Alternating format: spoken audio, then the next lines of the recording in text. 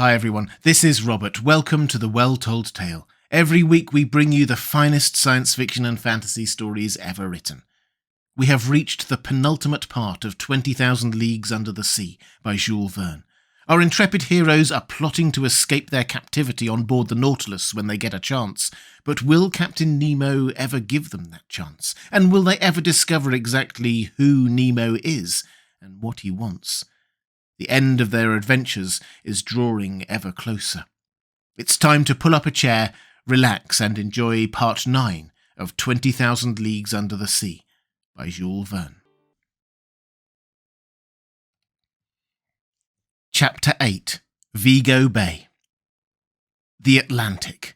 A vast sheet of water whose superficial area covers 25 millions of square miles, the length of which is 9,000 miles, with a mean breadth of 2,700, an ocean whose parallel winding shores embrace an immense circumference, watered by the largest rivers of the world, the St. Lawrence, the Mississippi, the Amazon, the Plata, the Orinoco, the Niger, the Senegal, the Elbe, the Loire, and the Rhine. Magnificent field of water, incessantly ploughed by vessels of every nation, sheltered by the flags of every nation, which terminates in these two terrible points so dreaded by mariners, Cape Horn and the Cape of Tempests. The Nautilus was piercing the water with its sharp spur after having accomplished nearly 10,000 leagues in 3 months and a half, a greater distance than the great circle of the earth. Where were we going now, and what was reserved for the future? The Nautilus, leaving the Straits of Gibraltar, had gone far out. It returned to the surface of the waves, and our daily walks on the platform were restored to us. I mounted at once, accompanied by Ned Land and Conseil. At a distance of about 12 miles, Cape St. Vincent was dimly to be seen, forming the southwestern point of the Spanish peninsula. A strong southerly gale was blowing. The sea was swollen and billowy. It made the Nautilus rock violently. It was almost impossible to keep one's foot on the platform, which the heavy rolls of the sea beat over every instant. So we decided, after inhaling some mouthfuls of fresh air. I returned to my room, Conseil to his cabin. The Canadian, with a preoccupied air, followed me. Our rapid passage across the Mediterranean had not allowed him to put his project into execution, and he could not help showing his disappointment. When the door of my room was shut, he sat down and looked at me silently. "Friend Ned," said I understand you, but you cannot reproach yourself. To have attempted to leave the Nautilus under the circumstances would have been folly." Ned Land did not answer. His compressed lips and frowning brow showed with him the violent possession this fixed idea had taken of his mind. "Let us see," I continued. "We need not despair yet. We are going up the coast of Portugal again. France and England are not far off, where we can easily find refuge. Now, if the Nautilus, on leaving the Straits of Gibraltar, had gone to the south, if it had carried us towards regions where there are no continents, I should share your uneasiness. But we know now that Captain Nemo does not fly from civilized seas, and in some days I think you can act with security." Ned Land still looked at me fixedly. At length his fixed lips parted, and he said, "It is for tonight." I drew myself up suddenly. I was, I admit, little prepared for this communication. I wanted to answer the Canadian, but words would not come. "We agreed to wait for an opportunity," continued Ned Land, "and the opportunity has arrived. This night we shall be but a few miles from the Spanish coast. It is cloudy. The wind blows freely. I have your word, Monsieur Aronnax, and I will rely upon you." As I was silent, the Canadian approached me. "Tonight, at 9 o'clock, said he. "I have warned Conseil. At that moment Captain Nemo will be shut up in his room, probably in bed. Neither the engineers nor the ship's crew can see us. Conseil and I will gain the central staircase, and you, Monsieur Aronnax, will remain in the library, 2 steps from us, waiting my signal. The oars, the mast, and the sail are in the canoe. I have even succeeded in getting some provisions. I have procured an English wrench to unfasten the bolts which attach it to the shell of the Nautilus. So, all is ready till tonight." "The sea is bad." "That I allow," replied the Canadian, "but we must risk that. Liberty is worth paying for. Besides, the boat is strong, and a few miles with a fair wind to carry us is no great thing. Who knows, but by tomorrow we may be 100 leagues away. Let circumstances only favour us, and by 10 or 11 o'clock we shall have landed on some spot of terra firma, alive or dead. But adieu now, till tonight." With these words the Canadian withdrew, leaving me almost dumb. I had imagined that, the chance gone, I should have time to reflect and discuss the matter. My obstinate companion had given me no time, and, after all, what could I have said to him? Ned Land was perfectly right. There was almost the opportunity to profit by. Could I retract my word and take upon myself the responsibility of compromising the future of my companions? Tomorrow Captain Nemo might take us far from all land. At that moment, a rather loud hissing noise told me that the reservoirs were filling and that the Nautilus was sinking under the waves of the Atlantic. A sad day I passed, between the desire of regaining my liberty of action and of abandoning the wonderful Nautilus, and leaving my submarine studies incomplete.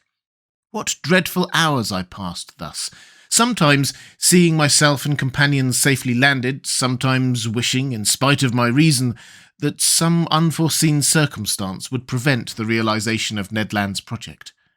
Twice I went to the saloon. I wished to consult the compass. I wished to see if the direction the Nautilus was taking was bringing us nearer or taking us further from the coast. But no, the Nautilus kept in Portuguese waters. I must therefore take my part and prepare for flight. My luggage was not heavy, my notes nothing more. As to Captain Nemo, I asked myself what he would think of our escape, what trouble, what wrong it might cause him, and what he might do in case of its discovery or failure. Certainly I had no cause to complain of him. On the contrary, never was hospitality freer than his. In leaving him, I could not be taxed with ingratitude. No oath bound us to him. It was on the strength of circumstances he relied, and not upon our word, to fix us forever. I had not seen the captain since our visit to the island of Santorin. Would chance bring me to his presence before our departure? I wished it, and I feared it at the same time. I listened if I could hear him walking the room contiguous to mine. No sound reached my ear. I felt an unbearable uneasiness. This day of waiting seemed eternal. Hours struck too slowly to keep pace with my impatience. My dinner was served in my room, as usual. I ate but little. I was too preoccupied. I left the table at 7 o'clock. 120 minutes, I counted them, still separated me from the moment in which I was to join Ned Land. My agitation redoubled. My pulse beat violently. I could not remain quiet. I went and came, hoping to calm my troubled spirit by constant movement. The idea of failure in our bold enterprise was the least painful of my anxieties, but the thought of seeing our project discovered before leaving the Nautilus, of being brought before Captain Nemo, irritated or, what was worse, saddened at my desertion, made my heart beat. I wanted to see the saloon for the last time. I descended the stairs and arrived in the museum where I had passed so many useful and agreeable hours. I looked at all its riches, all its treasures, like a man on the eve of an eternal exile who was leaving, never to return. These wonders of nature, these masterpieces of art, amongst which for so many days my life had been concentrated, I was going to abandon them forever. I should like to have taken a last look through the windows of the saloon into the waters of the Atlantic, but the panels were hermetically closed, and a cloak of steel separated me from that ocean which I had not yet explored. In passing through the saloon, I came near the door let into the angle which opened into the captain's room. To my great surprise, this door was ajar. I drew back involuntarily. If Captain Nemo should be in his room, he could see me. But hearing no sound, I drew nearer. The room was deserted. I pushed open the door and took some steps forward, still the monk-like severity of aspect. Suddenly the clock struck 8. The first beat of the hammer on the bell awoke me from my dreams. I trembled as if an invisible eye had plunged into my most secret thoughts, and I hurried from the room. There my eye fell upon the compass. Our course was still north. The log indicated moderate speed, the manometer a depth of about 60 feet. I returned to my room, clothed myself warmly, sea boots and otterskin cap, a great coat of byssus lined with sealskin. I was ready. I was waiting. The vibration of the screw alone broke the deep silence which reigned on board. I listened attentively. Would no loud voice suddenly inform me that Ned Land had been surprised in his projected flight? A mortal dread hung over me, and I vainly tried to regain my accustomed coolness. At a few minutes to 9, I put my ear to the captain's door. No noise. I left my room and returned to the saloon, which was half in obscurity but deserted. I opened the door communicating with the library. The same insufficient light, the same solitude. I placed myself near the door leading to the central staircase, and there waited for Ned Land's signal. At that moment, the trembling of the screw sensibly diminished, and then it stopped entirely. The silence was now only disturbed by the beatings of my own heart. Suddenly, a slight shock was felt, and I knew the Nautilus had stopped at the bottom of the ocean. My uneasiness increased. The Canadian's signal did not come. I felt inclined to join Ned Land and beg him to put off his attempt. I felt that we were not sailing under our usual conditions. At this moment, the door of the large saloon opened and Captain Nemo appeared. He saw me, and without further preamble, began in an amiable tone of voice, "Ah, sir, I have been looking for you. Do you know the history of Spain?" Now, one might know the history of one's own country by heart, but in the condition I was at the time, with troubled mind and head quite lost, I could not have said a word of it.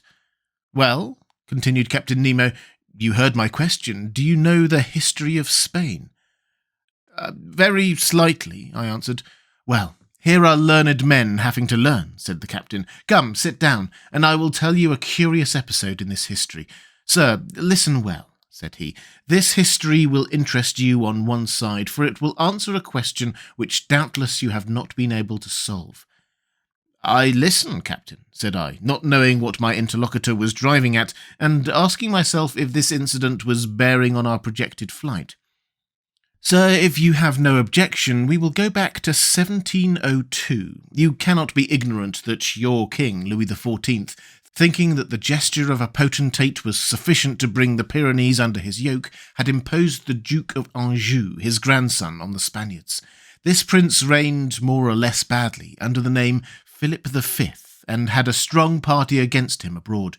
Indeed, the preceding year, the royal houses of Holland, Austria, and England had concluded a treaty of alliance at The Hague, with the intention of plucking the crown of Spain from the head of Philip V, and placing it on that of an archduke, to whom they prematurely gave the title of Charles III. Spain must resist this coalition, but she was almost entirely unprovided with either soldiers or sailors. However, money would not fail them, provided that their galleons, laden with gold and silver from America, once entered their ports, and about the end of 1702 they expected a rich convoy, which France was escorting with a fleet of 23 vessels commanded by Admiral Chateau Renaud, for the ships of the coalition were already beating the Atlantic. This convoy was to go to Cadiz, but the admiral, hearing that an English fleet was cruising in those waters, resolved to make for a French port. The Spanish commanders of the convoy objected to this decision. They wanted to be taken to a Spanish port, and if not to Cadiz, into Vigo Bay, situated on the northwest coast of Spain, and which was not blocked. Admiral Chateau Renaud had the rashness to obey this injunction, and the galleons entered Vigo Bay. Unfortunately, it formed an open road which could not be defended in any way. They must therefore hasten to unload the galleons before the arrival of the combined fleet, and time would not have failed them had not a miserable question of rivalry suddenly arisen. "You are following the chain of events?" asked Captain Nemo. "Perfectly," said I, not knowing the end proposed by this historical lesson. "I will continue. This is what passed. The merchants of Cadiz had a privilege by which they had the right of receiving all merchandise coming from the West Indies. Now, to disembark these ingots at the port of Vigo was depriving them of their rights. They complained at Madrid, and obtained the consent of the weak-minded Philip that the convoy, without discharging its cargo, should remain sequestered in the roads of Vigo until the enemy had disappeared. But whilst coming to this decision, on the 22nd of October 1702, the English vessels arrived in Vigo Bay, when Admiral Chateau Renaud, in despite of inferior forces, fought bravely. But seeing that the treasure must fall into the enemy's hands, he burnt and scuttled every galleon which went to the bottom with their immense riches. Captain Nemo stopped. I admit I could not see yet why this history should interest me. "Well?" I asked. "Well, Monsieur Aronnax," replied Captain Nemo, "we are in that Vigo Bay, and it rests with yourself whether you will penetrate its mysteries." The captain rose, telling me to follow him. I had had time to recover. I obeyed. The saloon was dark, but through the transparent glass the waves were sparkling. I looked. For half a mile around the Nautilus, the waters seemed bathed in electric light. The sandy bottom was clean and bright. Some of the ship's crew in their diving dresses were clearing away half-rotten barrels and empty cases from the midst of the blackened wrecks. From these cases and from these barrels escaped ingots of gold and silver, cascades of jewels. The sand was heaped with them. Laden with their precious booty, the men returned to the Nautilus, disposed of their burden, and went back to this inexhaustible fishery of gold and silver. I understood now. This was the scene of the battle of the 22nd of October, 1702. Here, on this very spot, the galleons laden for the Spanish government had sunk. Here Captain Nemo came, according to his wonts, to pack up those millions with which he burdened the Nautilus. It was for him and him alone America had given up her precious metals. He was heir direct, without anyone to share in those treasures torn from the Incas and from the conquered of Ferdinand Cortes. "Did you know, sir," he asked, smiling, "that the sea contained such riches?" "I knew," I answered, "that they value money held in suspension in these waters at 2 million. Doubtless, but to extract this money the expense would be greater than the profit. Here, on the contrary, I have but to pick up what man has lost, and not only in Vigo Bay, but in 1,000 other ports where shipwrecks have happened, and which are marked on my submarine map. Can you understand now the source of the millions I am worth?" "I understand, Captain, but allow me to tell you that in exploring Vigo Bay, you have only been beforehand with a rival society." "And which?" "A society which has received from the Spanish government the privilege of seeking those buried galleons. The shareholders are led on the allurement of an enormous bounty, for they value these rich shipwrecks at 500 millions. 500 millions they were," answered Captain Nemo, "but they are no longer." "Just so," said I, "and a warning to those shareholders would be an act of charity. But who knows if it would be well received? What gamblers usually regret above all else is the loss of their money than their foolish hopes. After all, I pity them less than the thousands of unfortunates to whom so much riches well distributed would have been profitable, whilst for them they will forever be barren." I had no sooner expressed this regret than I felt as if it must have wounded Captain Nemo. "Barren!" he exclaimed with animation. "Do you think, then, sir, that these riches are lost because I gather them? It is for myself alone, according to your idea, that I take the trouble to collect these treasures. Who told you that I did not make good use of it? Do you think I am ignorant that there are suffering beings and oppressed races on this earth, miserable creatures to console, victims to avenge? Do you not understand?" Captain Nemo stopped at these last words, regretting perhaps that he had spoken too much. But I had guessed that whatever the motive which had forced him to seek independence under the sea, it had left him still a man, and that his heart still beat for the sufferings of humanity, and that his immense charity was for oppressed races as well as for individuals. And I then understood for whom those millions were destined which were forwarded by Captain Nemo when the Nautilus was cruising in the waters of Crete. Chapter 9. A Vanished Continent. The next morning, the 19th of February, I saw the Canadian enter my room. I expected this visit. He looked very disappointed. "Well, sir," said he. "Well, Ned, fortune was against us yesterday."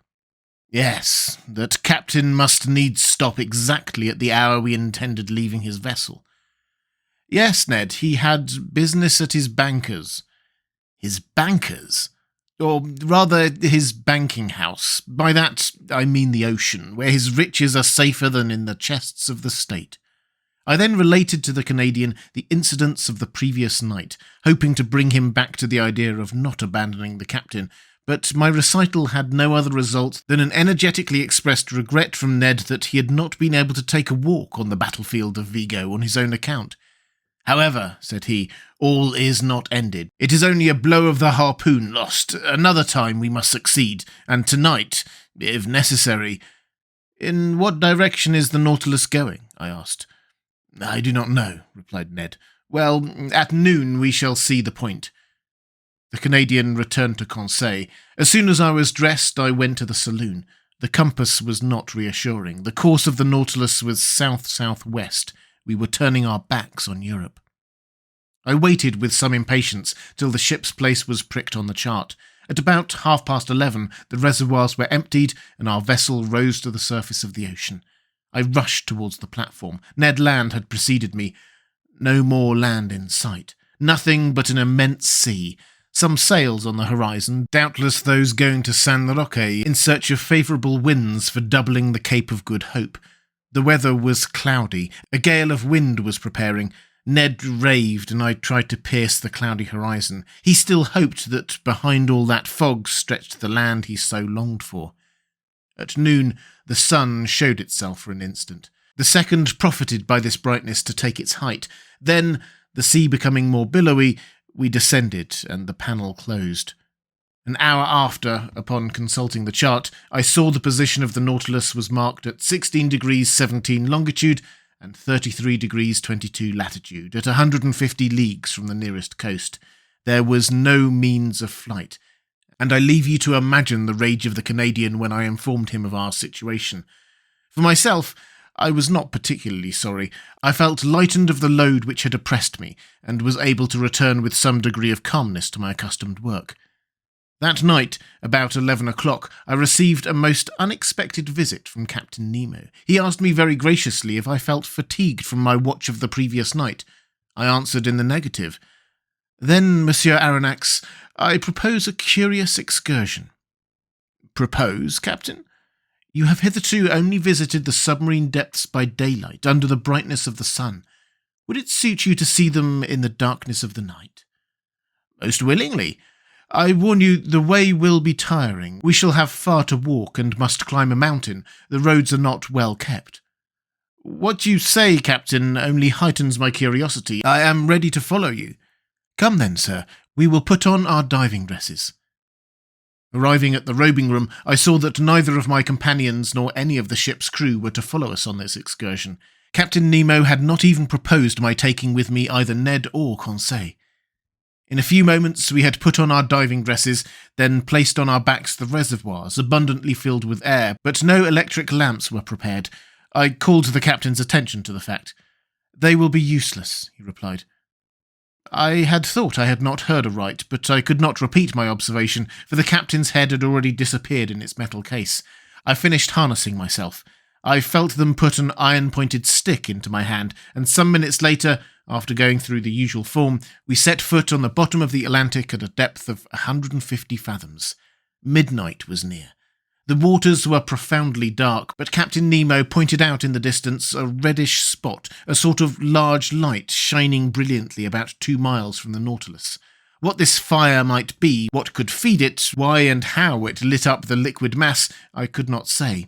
In any event, it did light our way, vaguely, it is true, but I soon accustomed myself to the peculiar darkness, and I understood, under such circumstances, the uselessness of the Ruhmkorff apparatus. As we advanced, I heard a kind of pattering above my head. The noise redoubled, sometimes producing a continual shower. I soon understood the cause. It was rain, falling violently and crisping the surface of the waves.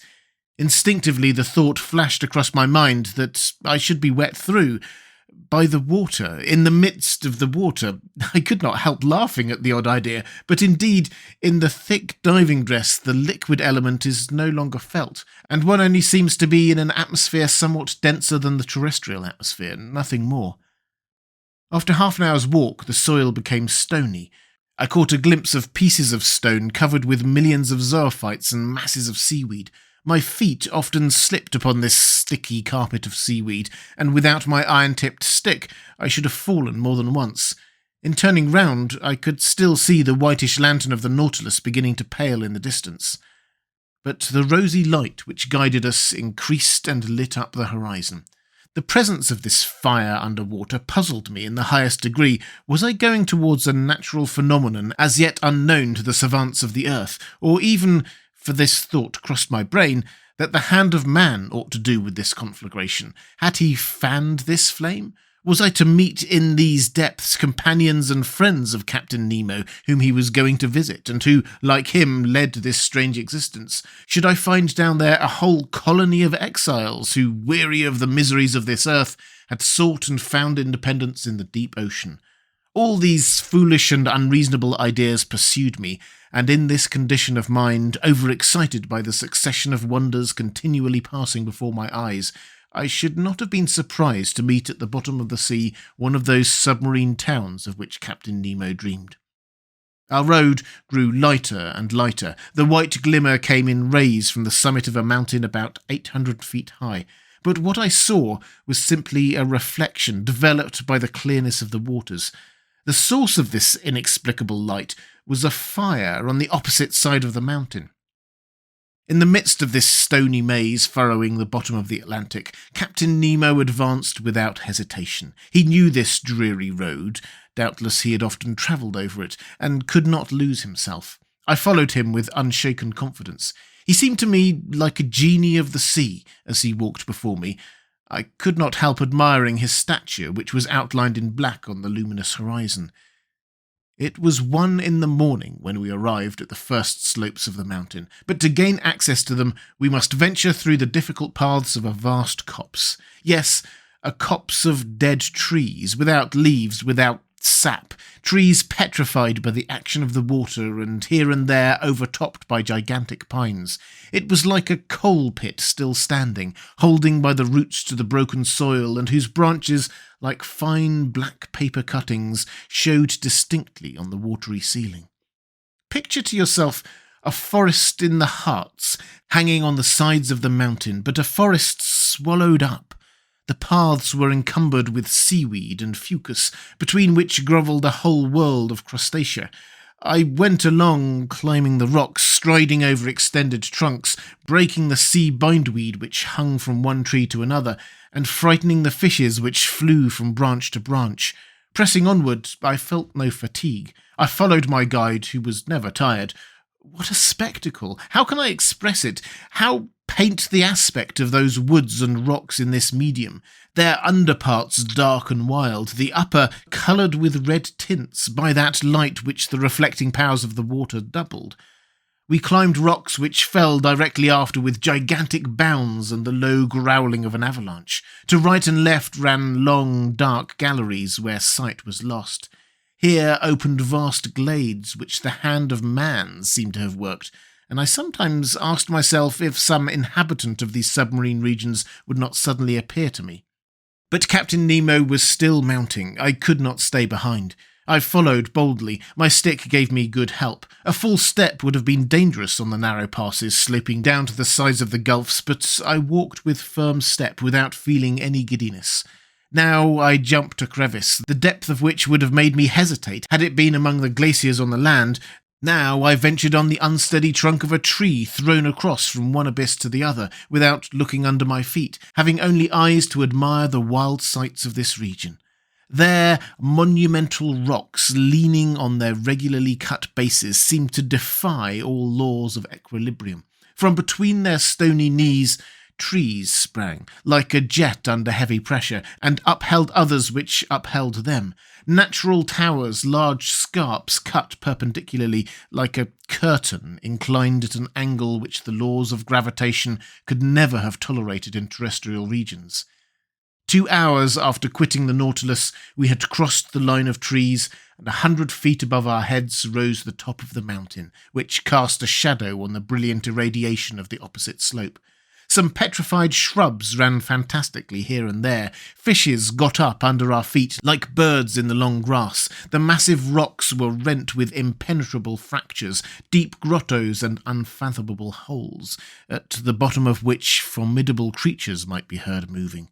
My blood curdled when I saw enormous antennae blocking my road, or some frightful claw closing with a noise in the shadow of some cavity.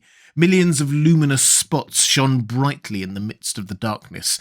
They were the eyes of giant crustacea, crouched in their holes, giant lobsters setting themselves up like halberdiers and moving their claws with the clicking sound of pincers, titanic crabs, pointed like a gun on its carriage, and frightful-looking poulps interweaving their tentacles like a living nest of serpents. We had now arrived on the first platform, where other surprises awaited me. Before us lay some picturesque ruins which betrayed the hand of man, and not that of the Creator. There were vast heaps of stone, amongst which might be traced the vague and shadowy forms of castles and temples, clothed with a world of blossoming zoophytes, and over which, instead of ivy, seaweed and fucus threw a thick vegetable mantle. But what was this portion of the globe which had been swallowed by cataclysms? Who had placed these rocks and stones like cromlechs of prehistoric times? Where was I? Whither had Captain Nemo's fancy hurried me? I would fain have asked him, not being able to. I stopped him. I seized his arm, but shaking his head and pointing to the highest point of the mountain, he seemed to say, come along, come higher." I followed, and in a few minutes I had climbed to the top, which for a circle of 10 yards commanded the whole mass of rock. I looked down the side we had just climbed. The mountain did not rise more than 700 or 800 feet above the level of the plain, but on the opposite side it commanded from twice that height the depths of this part of the Atlantic. My eyes ranged far over a large space, lit by a violent fulguration. In fact, the mountain was a volcano. At 50 feet above the peak, in the midst of a rain of stones, a large crater was vomiting forth torrents of lava which fell in a cascade of fire into the bosom of the liquid mass. Thus situated, this volcano lit the lower plain like an immense torch, even to the extreme limits of the horizon.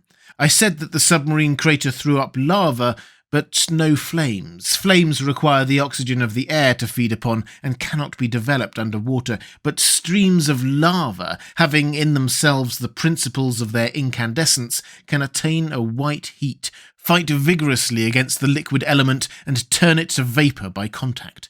Rapid currents bearing all these gases in diffusion and torrents of lava slid to the bottom of the mountain like an eruption of Vesuvius.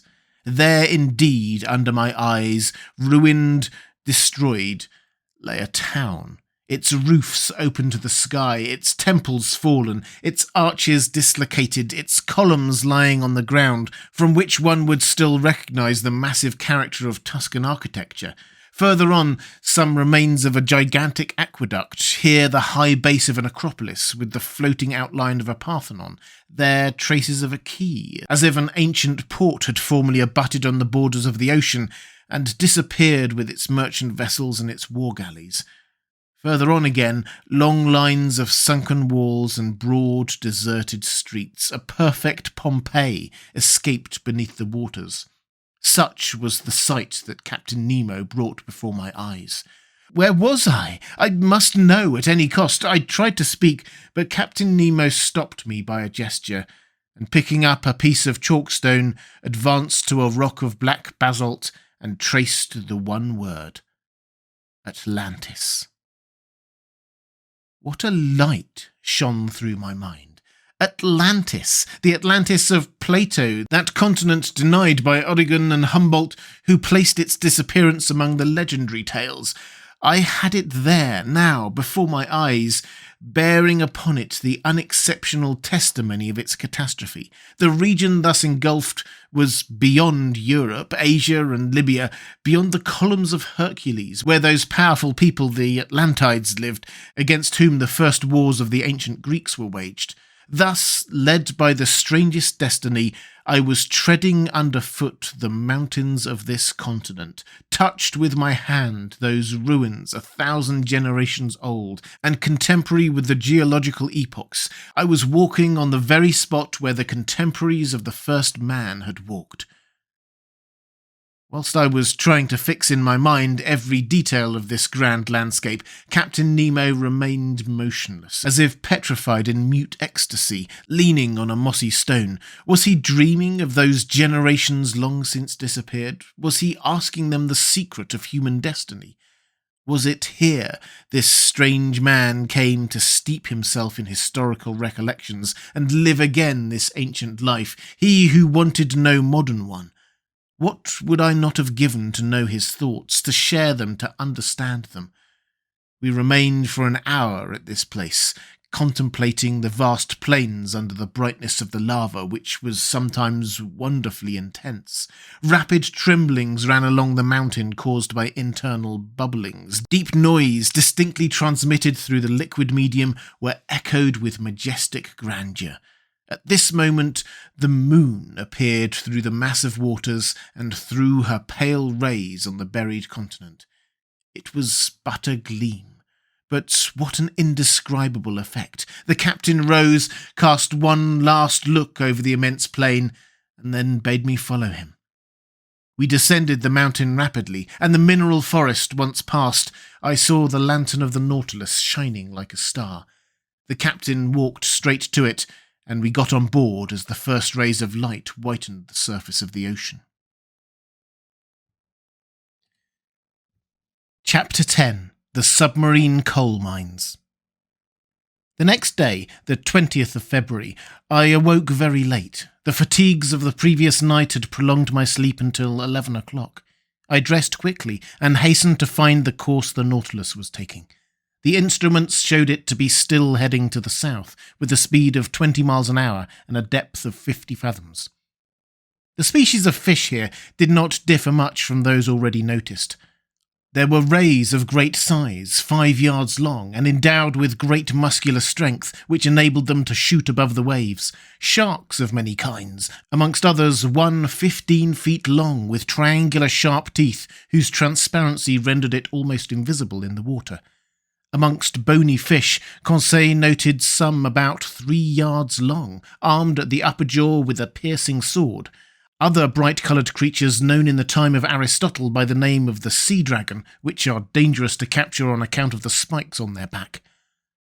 About 4 o'clock, the soil, generally composed of a thick mud mixed with petrified wood, changed by degrees, and it became more stony, and seemed strewn with conglomerate and pieces of basalt, with a sprinkling of lava.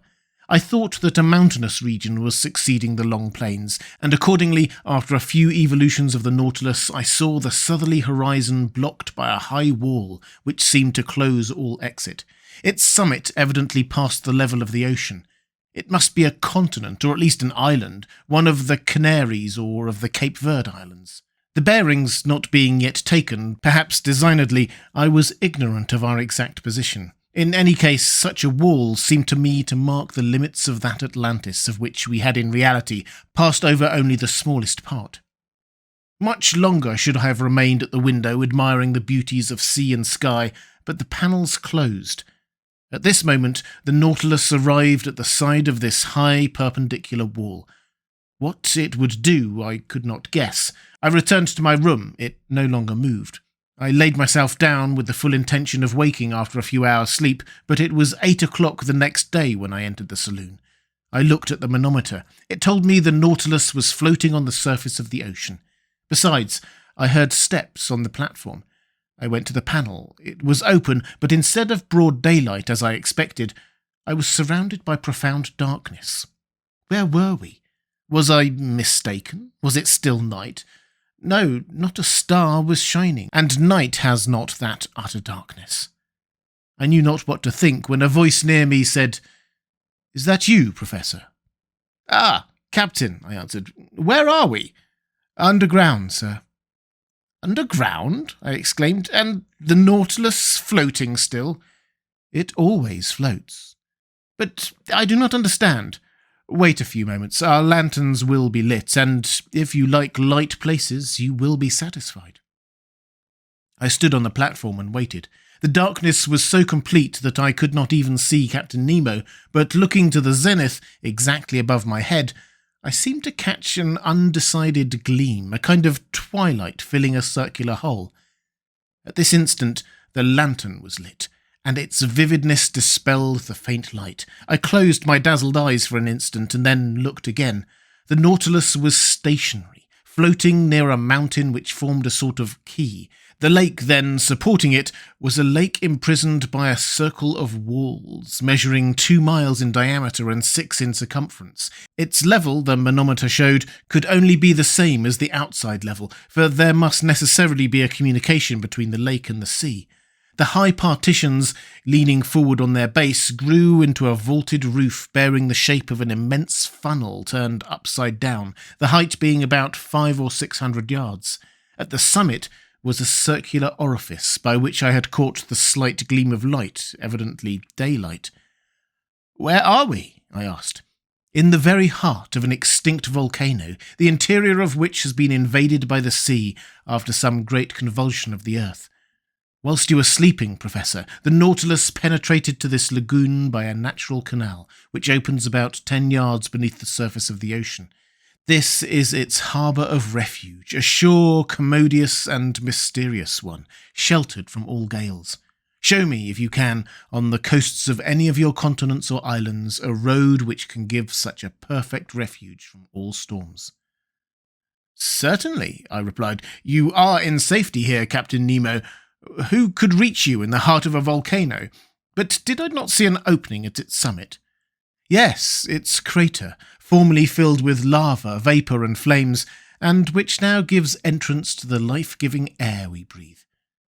"But what is this volcanic mountain?" "It belongs to one of the numerous islands with which this sea is strewn. To vessels a simple sandbank, to us an immense cavern. Chance led me to discover it, and chance served me well."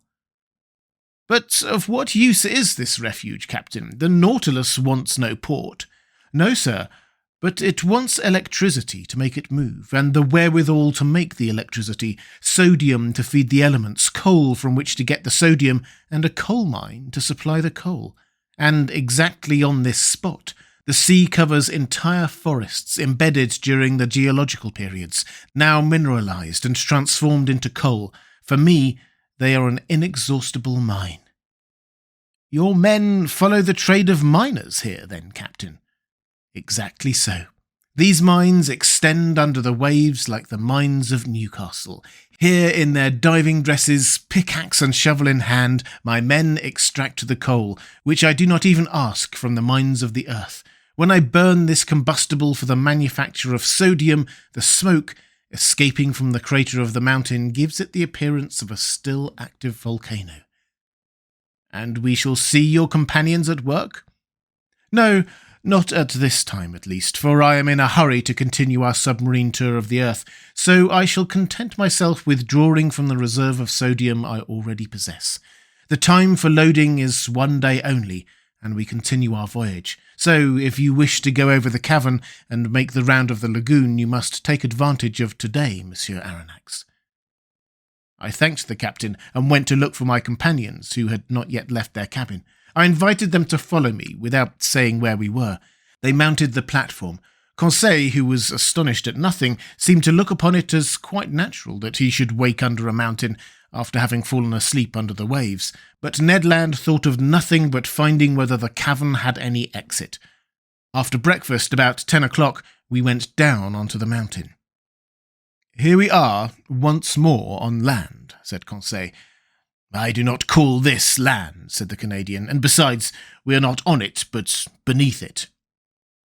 Between the walls of the mountain and the waters of the lake lay a sandy shore, which at its greatest breadth measured 500 feet. On this soil one might easily make the tour of the lake, but the base of the high partitions was stony ground, with volcanic locks and enormous pumice stones lying in picturesque heaps. All these detached masses, covered with enamel, polished by the action of the subterranean fires, shone resplendent by the light of our electric lantern. The mica dust from the shore, rising under our feet, flew like a cloud of sparks. The bottom now rose sensibly, and we soon arrived at long circuitous slopes or inclined planes which took us higher by degrees, but we were obliged to walk carefully among these conglomerates, bound by no cement, the feet slipping on the glassy crystal, felspar and quartz. The volcanic nature of this enormous excavation was confirmed on all sides, and I pointed it out to my companions. "Picture to yourselves," said I, "what this crater must have been when filled with boiling lava, and when the level of the incandescent liquid rose to the orifice of the mountain, as though melted on the top of a hot plate." "I can picture it perfectly," said Conseil, "but, sir, will you tell me why the great architect has suspended operations, and how it is that the furnace is replaced by the quiet waters of the lake?" "Most probably, Conseil, because some convulsion beneath the ocean produced that very opening which has served as a passage for the Nautilus. Then the waters of the Atlantic rushed into the interior of the mountain. There must have been a terrible struggle between the two elements, a struggle ended in the victory of Neptune. But many ages have run out since then, and the submerged volcano is now a peaceable grotto." "Very well," replied Ned Land. "I accept this explanation, sir, but in our own interests, I regret that the opening of which you speak was not made above the level of the sea." "But, friend Ned," said Conseil, "if the passage had not been under the sea, the Nautilus could not have gone through it." We continued ascending. The steps became more and more perpendicular and narrow. Deep excavations which we were obliged to cross cut them here and there. Sloping masses had to be turned. We slid upon our knees and crawled along, but Conseil's dexterity and the Canadian's strength surmounted all obstacles. At a height of about 31 feet, the nature of the ground changed without becoming more practicable. To the conglomerate and trachyte succeeded black basalt, the first dispread in layers full of bubbles, the latter forming regular prisms, placed like a colonnade supporting the spring of the immense vault, an admirable specimen of natural architecture. Between the blocks of basalt wound long streams of lava, long since grown cold, encrusted with bituminous rays, and in some places there were spread large carpets of sulphur. A more powerful light shone through the upper crater, shedding a vague glimmer over these volcanic depressions forever buried in the bosom of this extinguished mountain. But our upward march was soon stopped, at a height of about 250 feet, by impassable obstacles. There was a complete vaulted arch overhanging us, and our ascent was changed to a circular walk. At the last change, vegetable life began to struggle with the mineral. Some shrubs and even some trees grew from the fractures of the walls, with the caustic sugar coming from them. Heliotropes, quite incapable of justifying their name, sadly drooped their clusters of flowers, both their colour and perfume half gone. Here and there some chrysanthemums grew timidly at the foot of an aloe with long, sickly-looking leaves. But between the streams of lava, I saw some little violets, still slightly perfumed, and I admit that I smelt them with delight. Perfume is the soul of the flower, and sea flowers have no soul. We had arrived at the foot of some sturdy dragon trees, which had pushed aside the rocks with their strong roots, when Ned Land exclaimed, "Ah, sir, a hive! A hive!" "A hive?" I replied, with a gesture of incredulity. "Yes, a hive," repeated the Canadian, "and bees humming around it." I approached and was bound to believe my own eyes. There, at a hole bored in one of the dragon trees, were some thousands of these ingenious insects, so common in all the Canaries, and whose produce is so much esteemed. Naturally enough, the Canadian wished to gather the honey, and I could not well oppose his wishes. A quantity of dry leaves mixed with sulphur he lit with a spark from his flint, and he began to smoke out the bees.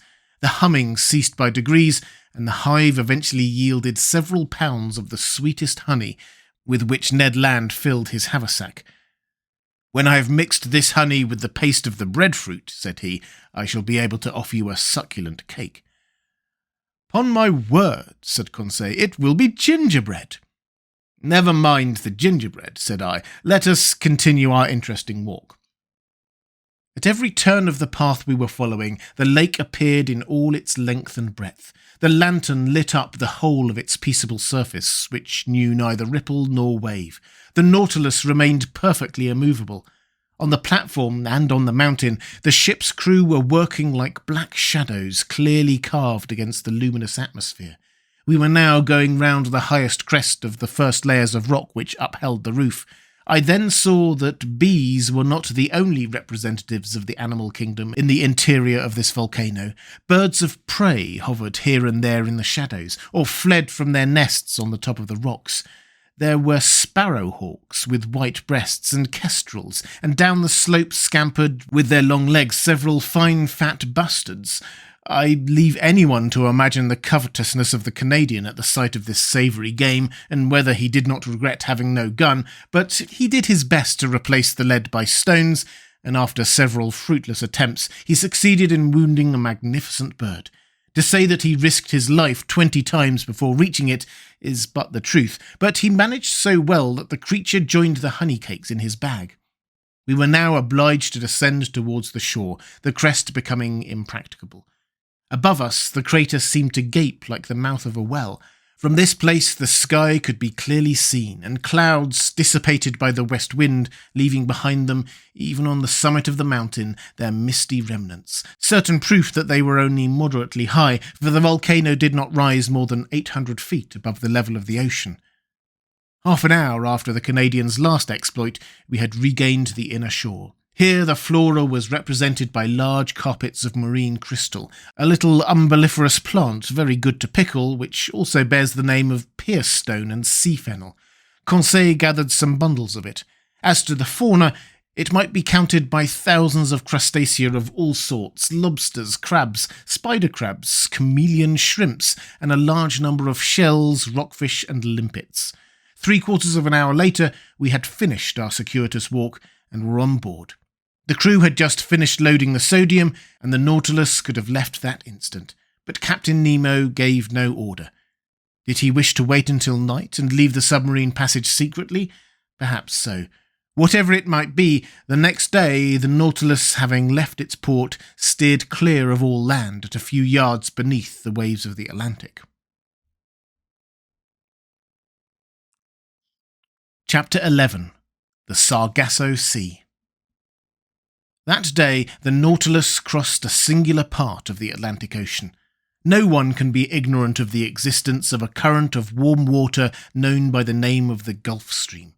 After leaving the Gulf of Florida, we went in the direction of Spitzbergen, but before entering the Gulf of Mexico, about 45 degrees of north latitude, this current divides into two arms, the principal one going towards the coasts of Ireland and Norway, whilst the second bends to the south about the height of the Azores, then, touching the African shore and describing a lengthened oval, returns to the Antilles. This second arm, or rather a collar than an arm, surrounds with its circles of warm water that portion of the cold, quiet, immovable ocean called the Sargasso Sea, a perfect lake in the open Atlantic. It takes no less than 3 years for the great current to pass around it.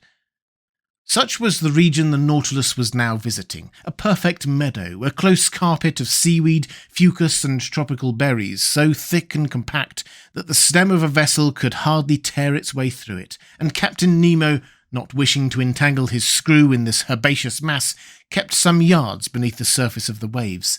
The name Sargasso comes from the Spanish word sargazo, which signifies kelp. This kelp, or berry plant, is the principal formation of this immense bank, and this is the reason why these plants unite in the peaceful basin of the Atlantic. The only explanation which can be given, he says, seems to me to result from the experience known to all the world. Place in a vase some fragments of cork or other floating body, and give to the water in the vase a circular movement. The scattered fragments will unite in a group in the centre of the liquid surface, that is to say, in the part least agitated.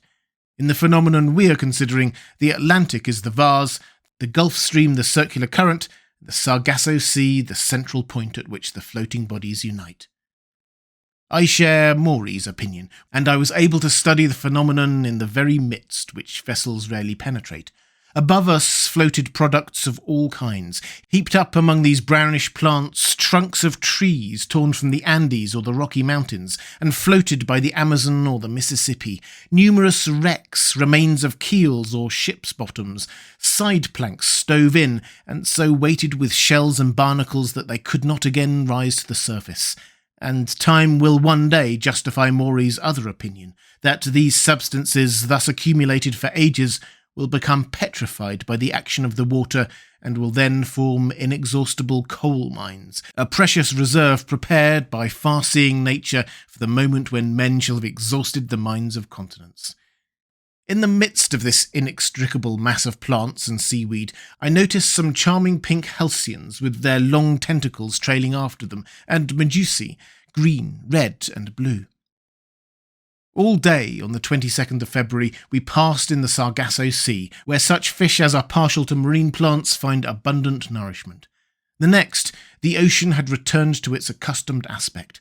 From this time for 19 days, from the 23rd of February to the 12th of March, the Nautilus kept in the middle of the Atlantic, carrying us at a constant speed of 100 leagues in 24 hours.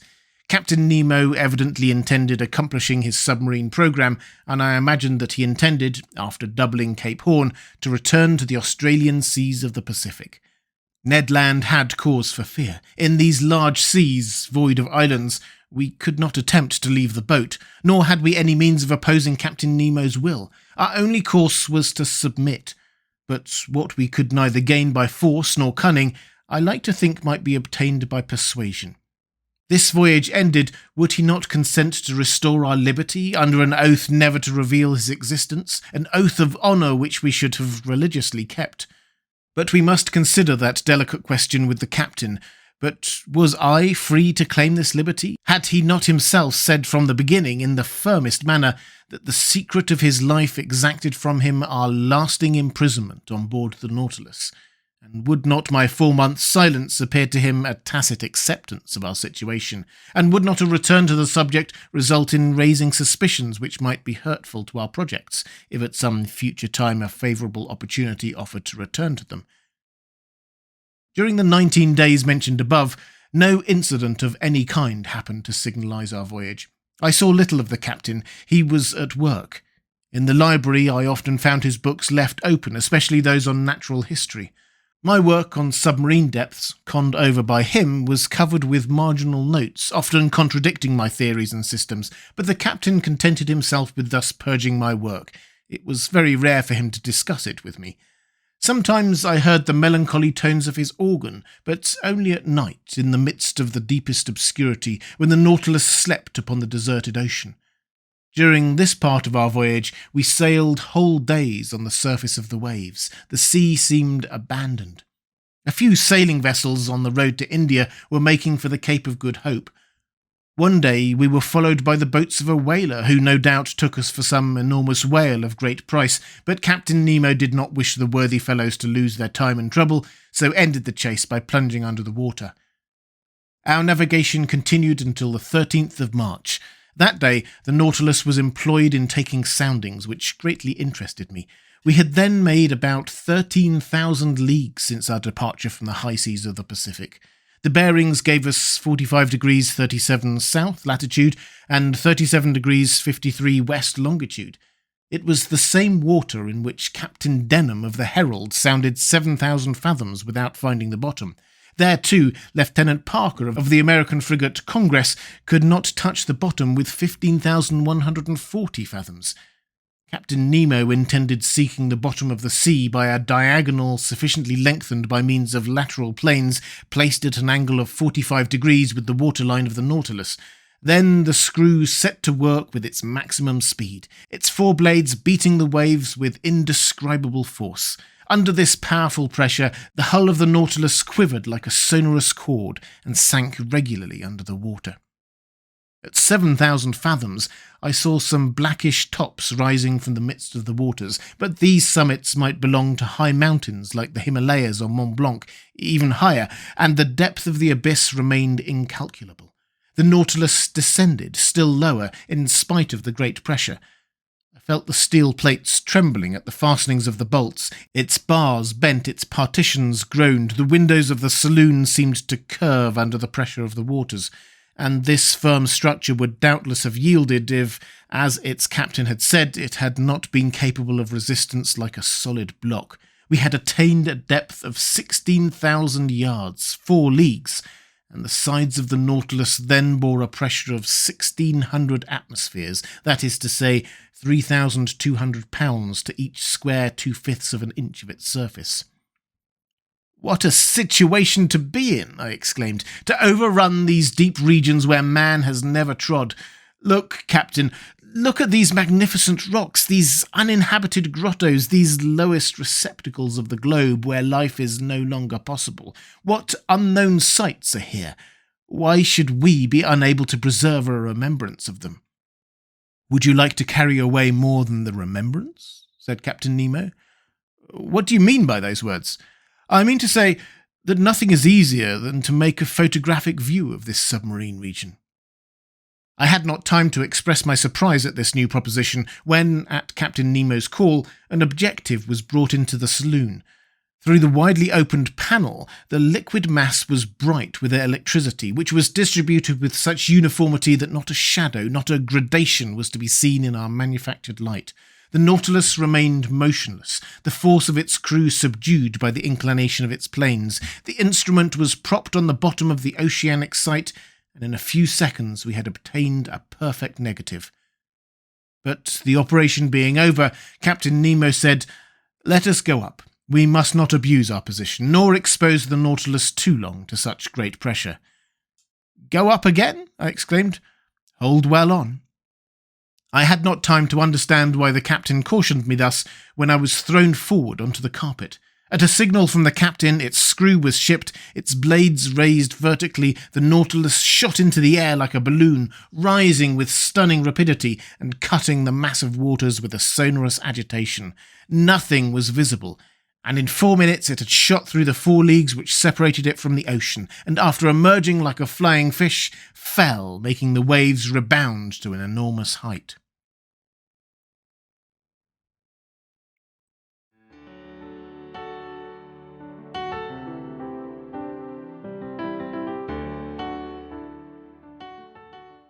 And welcome back.